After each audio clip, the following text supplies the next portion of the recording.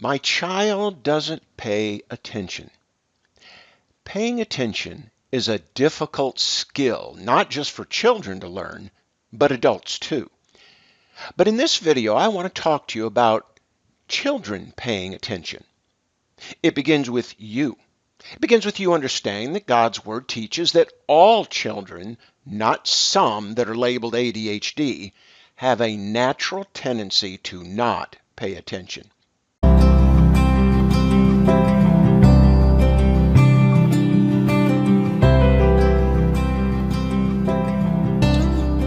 You see, children have a sinful heart that has an affinity or an attraction to focus on self. Teaching your children to pay attention should be your priority. So, what do parents need to know? What do they need to do? Well, number one, your child's heart drives his behavior or her behavior. Your child's physical body is the vehicle of the heart. In other words, the heart expresses itself through the body. For example, like all behavior, anger originates in the heart. The heart uses the body, lips, teeth, tongue, voice box to curse another person. The heart uses the body, a hand, a fist, to hit another person. The heart expresses itself through the body. In Matthew 15:19, Jesus said, "For out of the heart come behaviors." And he lists a bunch of them. And yes, that includes not paying attention to authority. You see, for the most part, people view paying attention as just a physical act. Children pay attention and receive information using their eyes and ears. But the Bible teaches there is a non-physical or immaterial aspect to paying attention or not paying attention. There's the material, the eyes and the ears. There's the non-material, the heart. Not paying attention is a moral or sin problem. In Proverbs 1:8 it says, "Hear, my son, your father's instructions. Do not forsake your mother's teachings." The word "hear" does not merely mean to physically hear or pay attention. You see, the Bible teaches us that hearing is always with the intention of obedience. Hear, my son, and obey. Now, what's interesting is the ADHD theory, while it doesn't address the main issue, which is the heart, it does link listening and paying attention to obedience.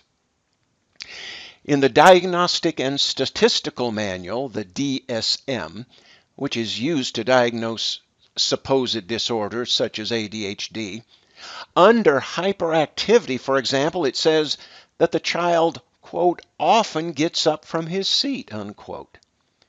He's expected to stay in his seat, but he's not obeying.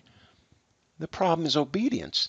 The DSM says, quote, often fidgets with his hands or feet or squirms in his seat. Again, obedience is the issue.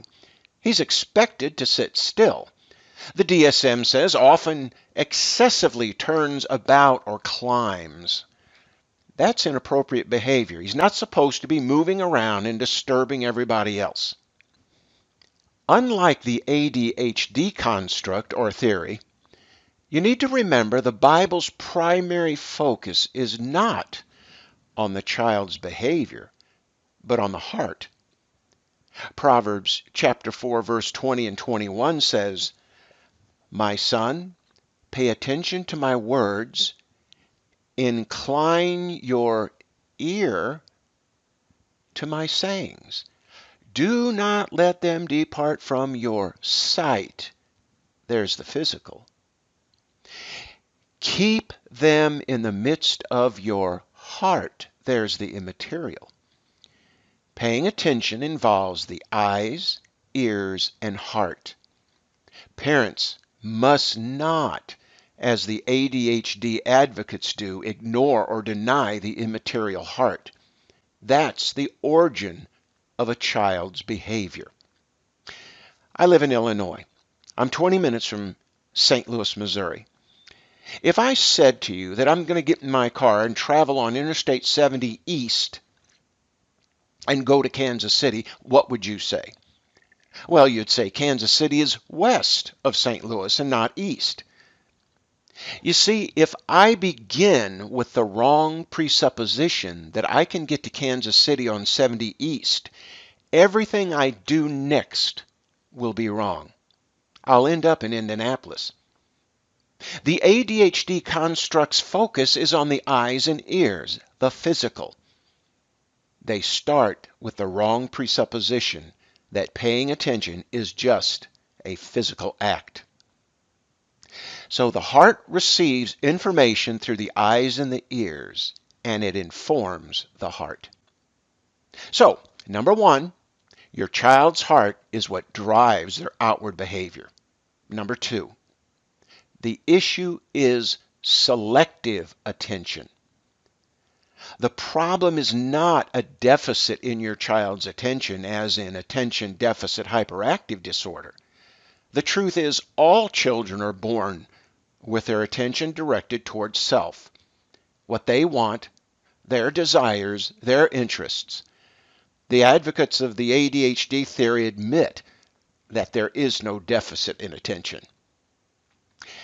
And they go on and say that a child with the label ADHD is capable of paying attention. They can be very attentive when it comes to things that interest them. They're selective in what they pay attention to. Over here in Proverbs 22:15, it says, "Foolishness is bound up in the heart of a child." The sinful heart of a child will naturally behave foolishly. They lack the experience of an adult. They lack good judgment. That's why parents have to make their children brush their teeth and wash behind their ears. Children don't see the importance of brushing their teeth, washing behind their ears, as well as paying attention. A child's heart is bent toward foolishness. They do not make wise decisions. They don't understand the consequences of listening to their father and mother. Well, what are some of the consequences? For example, the kind of life a child will eventually lead. In Proverbs 1:8 it says, "Hear, my son, your father's instructions, and do not forsake your mother's teachings." And then it says in verse 9, "Indeed, they." They refers to the instructions and teachings of the parents. They, those instructions your child hears and obeys, are a graceful wreath to your head and an ornament around your neck. When the son or daughter listens and obeys their father and mother's teachings, they become the kind of person who is respected and thought well of by others. Has someone ever mentioned someone to you and you respond by saying something like, "Oh, he's a nice person, really good person"? Why do you say that? Because he has a good reputation. His reputation is like a beautiful Christmas tree wreath on the front door or an ornament on the tree. It's a beautiful wreath around his neck, a beautiful ornament around his neck. Verse 10 describes the influence others will have on a child that does not listen and obey his or her parents. Has someone ever said to you, do you know so and so? And you reply, "Oh, he's not the kind of person I want to hang around with." Why did you say that? He's got a bad reputation. His reputation is not like a beautiful wreath or an ornament. His character is not very attractive and appealing. You see, it's not a deficit in attention. It's misplaced and misdirected attention. They have the ability to direct their attention on things that please and interest them. For example, video games, sports, or movies. Things important to them. Selective attention is the problem all children struggle with. Now, there are real physical impairments that can limit a child's ability to pay attention. For example, poor eyesight or blindness, poor hearing or deafness, brain injury, autism or lack of sleep, or some other physical problem. All of these can affect a child's ability to pay attention, focus, and concentrate. You see, the difference in those who have an actual impairment and those who do not is their attention struggles are in all areas and not just in areas they may not like or find interesting. Number 3, the child, the parents, and God all have a role and responsibility in teaching and training a child to pay attention and obey. Let's look at the parents' responsibility. Although Proverbs has all children in mind, male and female, it uses the example of a father speaking to his son. Now, this doesn't exclude the mother. In fact, in chapter 1, verse 8, the son was told not to forsake his mother's teachings. However, being the head of the home, it's the father speaking to his son. Another observation is the repetitiveness of the father's encouragement for his son to pay attention to his teachings. As a matter of fact, in the first 8 chapters of Proverbs, we read 9 times variations of the father's words, "Hear my son." The point emphasizes a parent's consistent and purposeful teaching their child to listen and walk accordingly. Now, let me add this. Parents may faithfully teach their child, but that does not guarantee the child will hear and obey. As a matter of fact, in Proverbs 22:6, it says, "Train up a child in the way that he should go, and when he is old, he will not depart from it." That is not a promise. It's not a promise any more than in the previous verse, verse 4, that says the reward of humility are riches, honor, and life. Not all people who are humble are rich, nor are they honored or have a long and blessed life. There are a lot of humble people that were and are poor, not honored, and have not had a long and blessed life. Let me give you an example. Jesus Christ. He was the epitome of humility. He was poor, rejected, and he didn't have a long life. Your son or daughter will more likely, is what this is talking about, they will more likely walk in the ways of God if the parents are faithful and consistent in their teaching and instructing them. The emphasis here is on the parents' responsibility. You have got to give them direction. Now, the child's responsibility is to listen to and follow their father and mother's instruction. Over and over, the son is presented with 2 choices. He can pay attention and obey his father's teachings, or trust his own foolish way and refuse instruction and correction. Yes, the child is responsible for how his or her life turns out.